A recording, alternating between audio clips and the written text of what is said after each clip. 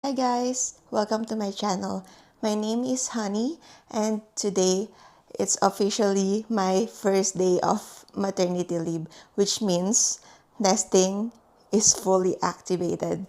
So today I'm going to do a vlog and I'm going to unbox all the baby stuff that I bought for my baby so that I'm ready kapag dumating na siya. Alright? Let's go. Let's start na lang dito sa I shop on Baby Bunting. Dito sa Australia, isa to sa mga baby shops na parang isa siyang whole department ng mga pang baby and pang mommies. So, I'll start with this. So, baby clothes, newborn clothes.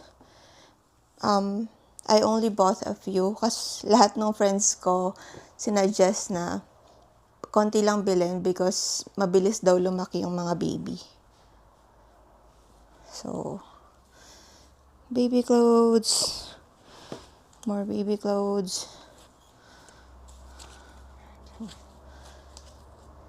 Yep.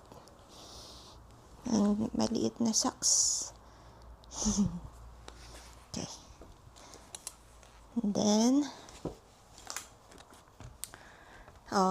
yung mga pang toiletries like this. Bungee top to toe wash. I don't know. Siguro hindi nagzo-zoom kasi naka-ano sa face ko. So, this one, Bungee top to toe wash, lotion, massage oil. Dito ko na lang siguro lagay sa paper bag ng Baby Bunting. Pati yung nappy cream. Baby detergent and dishwashing soap. Milton. Ano to? Recommended nung friend ko na first time mom din. Nauna siya sa akin ng few months.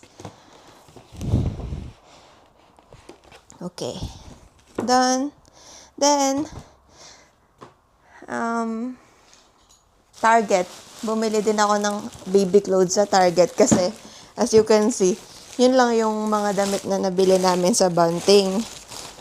So, ito sa asawa ko to. So, I bought like more like flannel. Mali yata ako nung nabili. But anyway, this one, yung mga pang swaddle sa newborn. Also pang birth cloth, pwede rin all-purpose. I bought like I think I bought like 2 sets of that. And then swaddle pouches. Kasi, hindi safe sa newborn and babies yung kukumutan nyo siya. It's safer na wearable blanket. So, ito yan. Then, I can see clothes here. Ito yung mga one set na. Onesie, bib, and then meron itong cup makeup na kasama. Then, another one set. This design naman. Sobrang cute lang. Yan, ganyan.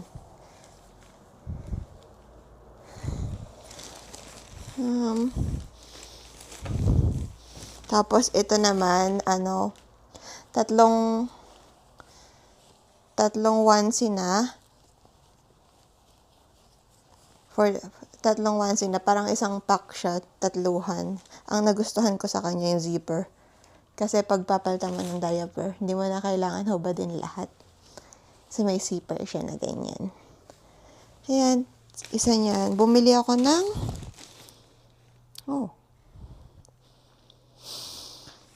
tatlo niyan. Then another tatlong pack na hindi ko napansin yung isa walang medyas. Ito may medyas na. Koala design. 3-pack din. Then yung cap ng isang one set. Ito medyas ng asawa ko. Then, bumili din ako nung ganito. Yung parang storage siya. Pang dedehan. Nakita ko lang sa online na yung mga mommy hacks, bumibili sila nito. Yung iba nga 3 layers. Pero sabi kasi ng friend ko na new mom din, hindi ko daw kailangan ng masyadong madaming feeding bottle. Kasi nga, di ba, naka-maternity leave naman ako. Hindi ko kailangan masyado kasi breastfeed. Hopefully, breastfeed siya. Ayun. So, I put it here.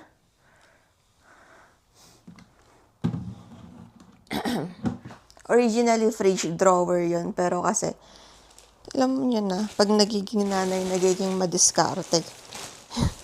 kung anong hack yung naiisip. So, very helpful na modern mom. Kasi, marami ng access online. Magiging ka lang, very cautious dun sa mga i-absorb mo. Kasi, hindi naman lahat parang totoo or lalo na pagtungkol sa safety ng baby. Okay, so we're done with Target.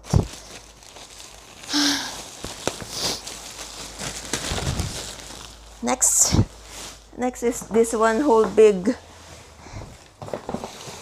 bag of another baby bunting. Pakita ko lang sa inyo kahit mabigat. Yan, malaki. Yan. Sibo. Parang cover siya. Cover kama. Excuse me. Baby hangers. Ito, nagkamali ako dito kasi medyo pricey siya sa baby bunting. Tas kanina, pagpunta namin ng Target, ang mura. But never mind. Kesa naman ma-stress pa, diba? But anyway, nabili na. So, yan. Baby hanger. Then, Gaia cotton pads. Because I don't like na yung mga sa singit-singit ng daliri, I will use this to clean. And just water.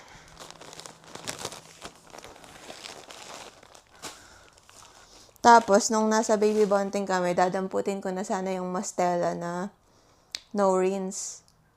Yung Mastela no rinse, something like that. Parang panglinis. Halimbawa, sa gabi.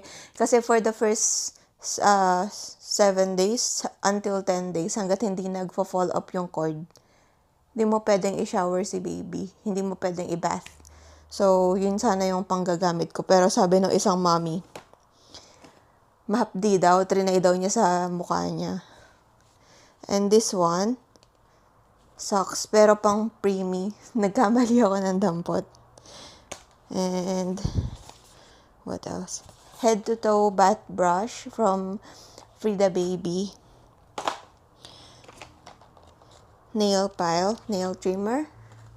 Kasi, kaya nail trimmer yung binili ko. Takot ako sa nail cutter. Yung makakat mo yung skin ng baby. Kaya ito na lang. Nail trimmer na lang. Thermometer. Very important. And also I bought electric nasal aspirator. Alam ko maraming good reviews dun sa Frida Baby na snot, yung parang ikaw yung hihigop. But I think mas gusto ko to.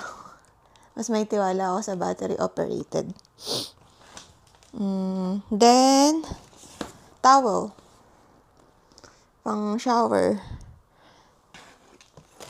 Towel, and then yung mga washers, panghilod. Then, mga baby, yung niya sa bassinet niya, mattress cover, 4. Nalaban ko na to lahat. Pero, unboxing vlog muna. Okay. Tabi natin to ng maayos para hindi ako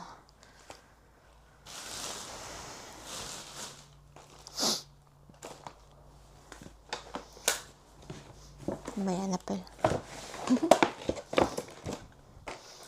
Okay. This one, panligo, pang cream. Okay. Ang ganda na ng pwesto ko. Okay. Tapos, bumili din ako ng bagong set ng Cobre Cama. Ito, sa pagdating sa bedsheet, maarte ako. Bumili kami sa Kmart, hindi ko gusto kasi naghimol-mol. The story behind nung kaartehan ko sa bedsheet is, yung lolo't lola ko sa States nakatira. Tapos, lagi sila nagpapadala ng mga quality bedsheet, yung mga Egyptian cotton, ganun-ganon. So, parang naging ordinaryo sa aming magkakapatid na sobrang ganda ng tela ng mga Cobre Cama namin kahit di naman kami mayaman. Okay. So, yun. Binapadala nila kami. So, namimiss ko yung yun. Yung ganong quality bedsheet. Kaya hindi ko kaya yung pag hinahawakan ko yung tela, hindi ko kaya na yung magaspang or kunya-kunyari ang cotton. Parang ganon. So, bumili ako nito. Pillowcase. Tapos, ito, recommended tong brand na to bilang as a maarte girl sa bedsheet. Bath and table dito sa Australia. Maganda.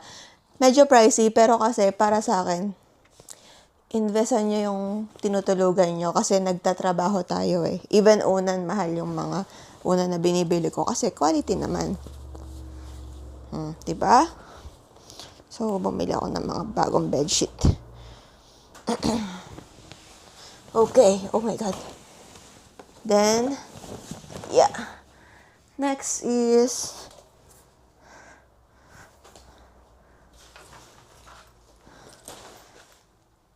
nappy bag. Brand is Meko. Very simple kasi hindi talaga ako maarte sa mga kulay-kulay. And another, bumili pala ako nito. Fitted sheet. So, 5 na pala yung bedsheet ko. And then, Angel Care for ligo time. This one is like, for me, it's very safe na ilagay dito. Patungan mo muna ng muslin cloth kasi baka magmark yung balat ni baby. Pero yung texture niya maganda. Ayoko kasi nung binababad, yung like, ibabatab mo yung sanggol. Ayoko. Ito, no, madedrain siya agad-agad. Okay, that's it. Tapos,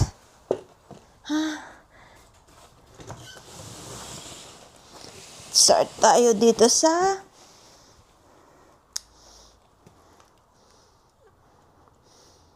Avent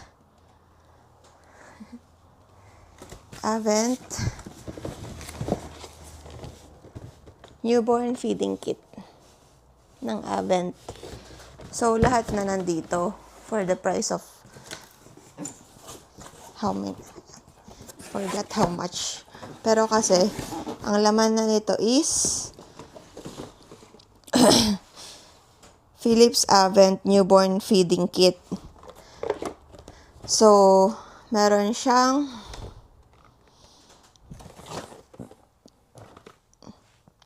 natural response na dedehan. Tingnan natin. So, meron na siyang panglinis. Oh my God. Ito, panglinis niya. Tapos, mga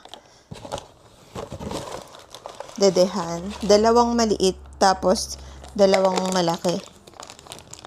Then, may kasama rin siyang 3 suitor or pacifier. So, ito yung 2 maliit. Ito yung panglinis.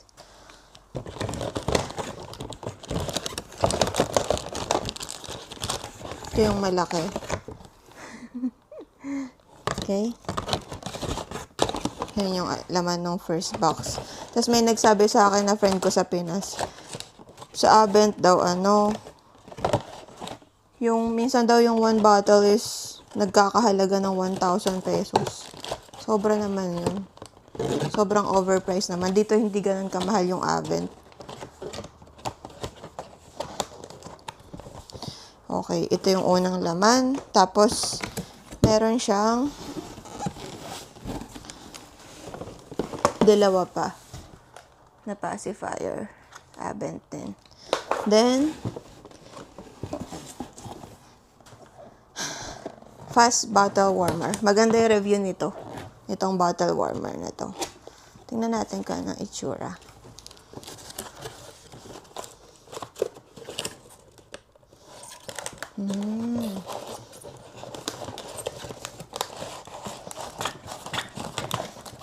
Ako. Okay, so ganito itsura niya. Ganito. Yan yung itsura niya. Tapos, yung sterilizer and dryer. Natatempa kong bumili nung Mom Cozy or Baby Bressa na parang dishwasher ng bote. Pero napag-isip-isip ko, para saan? Parang ganun din. Ito yung sterilizer. Ang laki. Ang laki guys. Di ko na ipapakita. Alam niyo na yan. Okay. Nasa for me sulit to. Parang $200 yata to lahat na.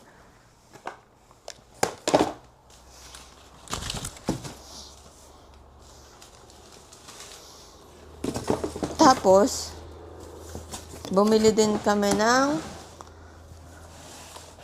Philips na air purifier. Buksan natin.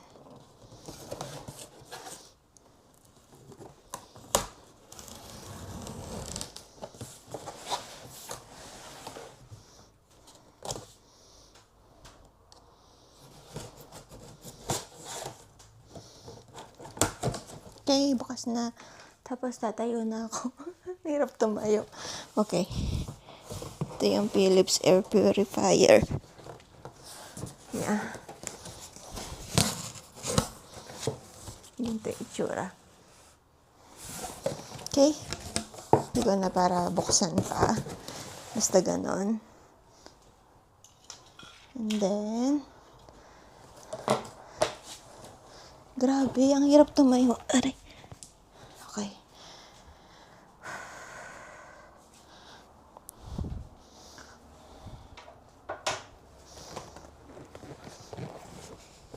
Bungie probiotic wipes. Yan. Tapos, Bungie ulit na nappies. Gusto ko yung Rascals, pero for the first few days ni baby, ito na lang muna. Bungie. Kasi walang Rascals sa baby bunting. Tapos, another fitted sheet. Kasi autumn to winter ipapanganak si baby. Tapos, ano pa ba? This one.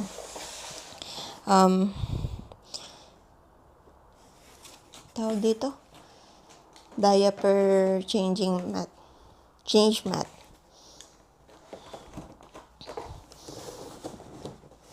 Diaper change mat. How do I open this? Huh?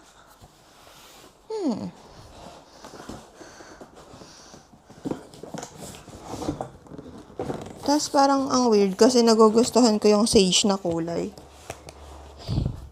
So, yung mga ibang damit, yung mga bedsheet, halos sage lahat.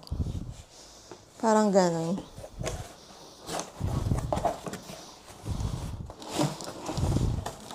So, ito yung itsura ng change mat. Laki.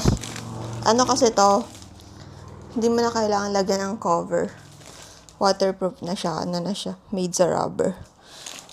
So, pwede na akong punasan ko na lang.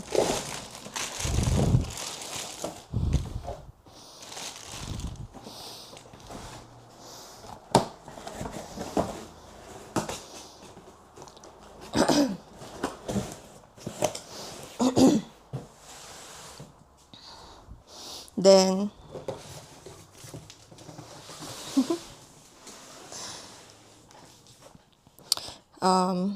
ano to? Folding table. Baby folding table.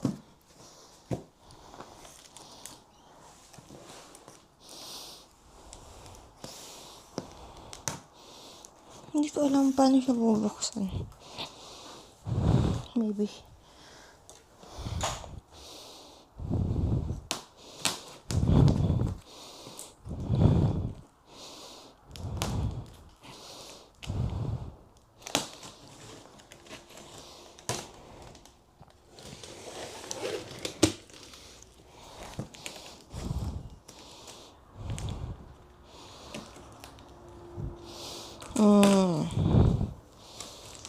Konti na lang.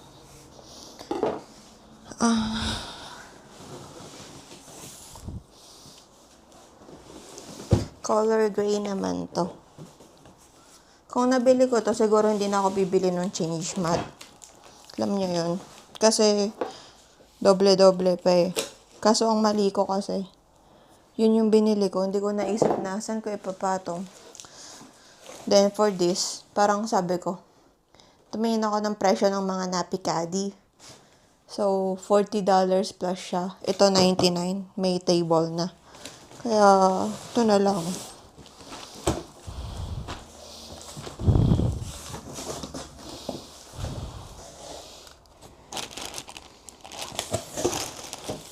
Bigat. Kailangan ko yata yung asawa ko dito.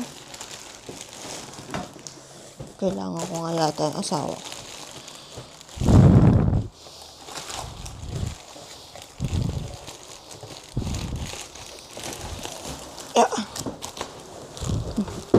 Kaya.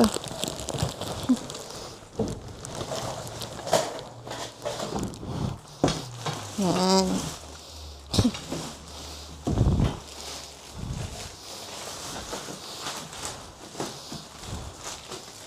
Parang,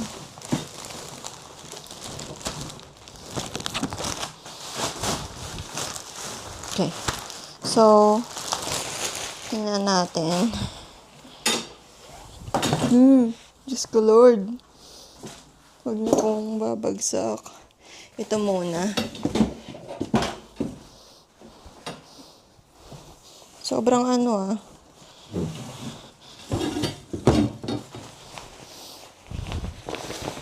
Okay. Siguro ito muna.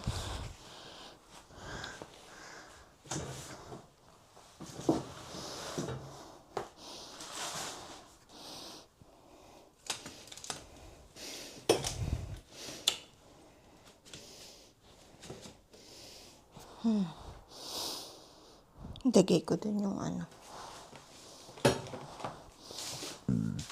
camera para makita nyo ginagawa ko.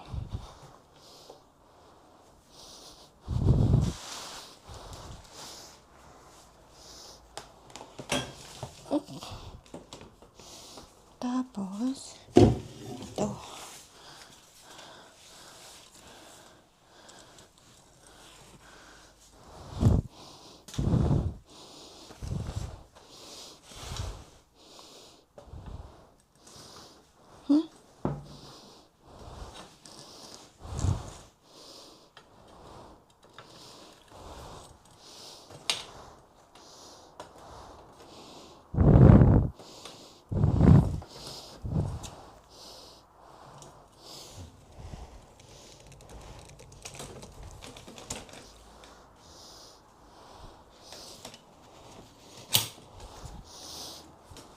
Parang mali.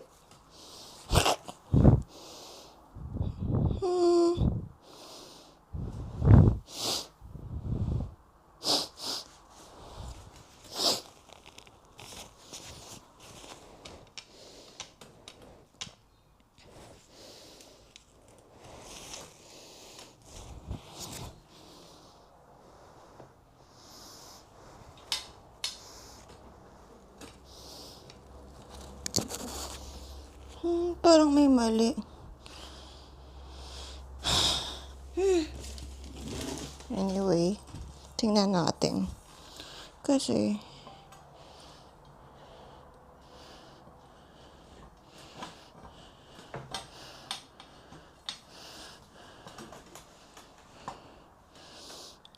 I think it's wrong.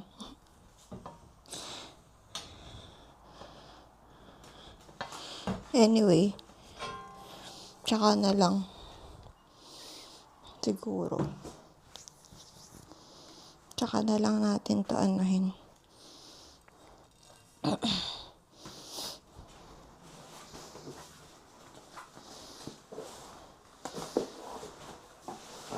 Ayusin. Suglong natin doon.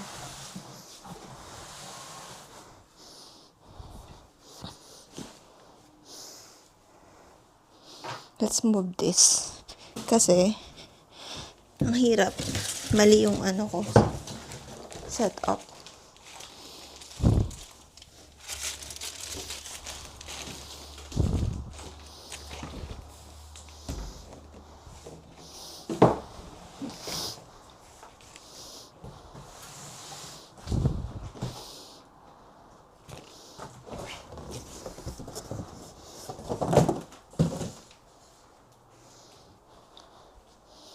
Paano kaya to, no?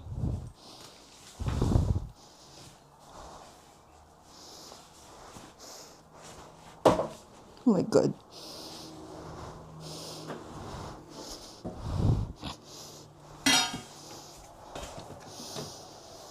Okay. So, ang next na natin is this one. This one is carrier. Hindi ko na siya open. Ano siya? Linen carrier. Tapos, tumitipi.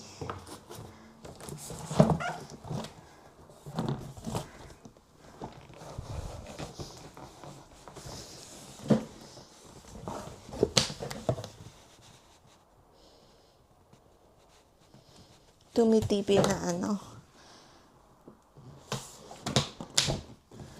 Tawag dito.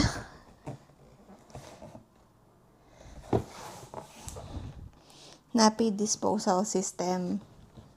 Basurahan, diaper. Kasi diba smelly. So bukod siya. Para kasing medyo unhygienic pag inihalo mo dun sa trash can nyo. Tapos matagal mo pang tatapon. Ito may seal yata to eh. Tsaka para dito lang, katabi lang siya ng changing table. Ito na yung mga uso. Dati walang mga ganito, diba? Yung mga mami. Pero nauso na ngayon. Pati basurahan meron na.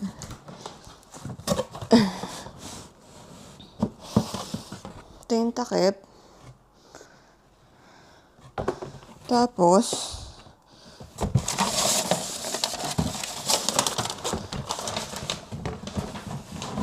ganito siya kalaki. Pwede na to.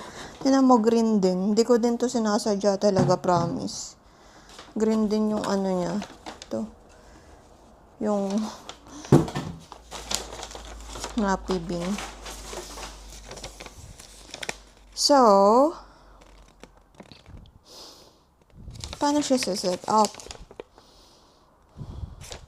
Gaganon lang daw. Number 1.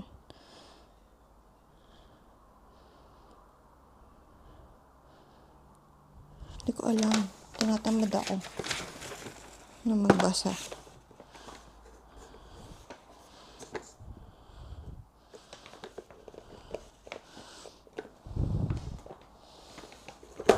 Papagawa ko na lang din sa asawa ko. Hindi ko alam. But I think parang ganito na siya. Ganito. Ayan, ganyan yung magiging basurahan. Tapos, lagyan na natin siya dito kasi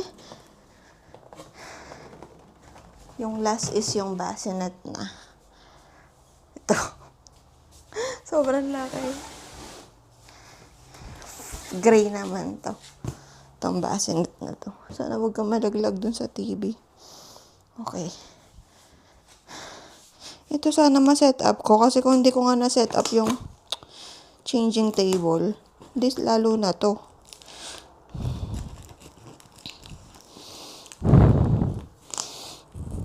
ito, halos lahat ng malalaking items, binili namin ng Boxing Day. Boxing Day is parang Black Friday sale dito sa Australia. Yun yung version.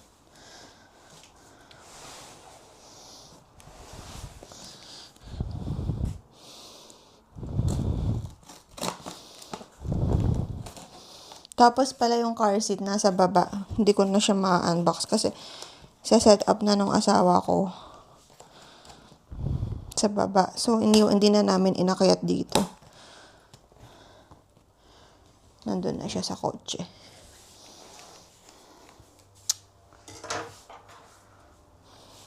Ang dami kong aayusin. Okay. I just want to rip this apart because I don't have the patience. And then, this is going to be heavy. I know it's going to be heavy. Alrighty.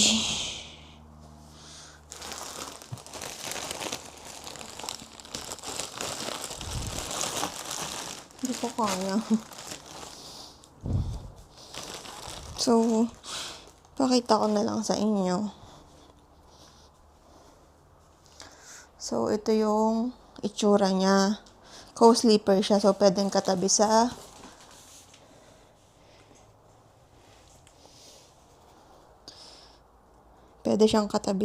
wait lang. Ganyan. Pwede siyang katabi sa bed. Ang dami kong kalat, guys. Ayun, oh. Failed na changing table setup. Ang dami. Anyway. Okay, anyway, so that's it for my unboxing video. Sorry, medyo chaotic, pero kasi at least real, diba? Hindi siya scripted. Gusto ko lang to i-record for memories. Ayun lang. Thank you so much for watching and have a great day. Bye!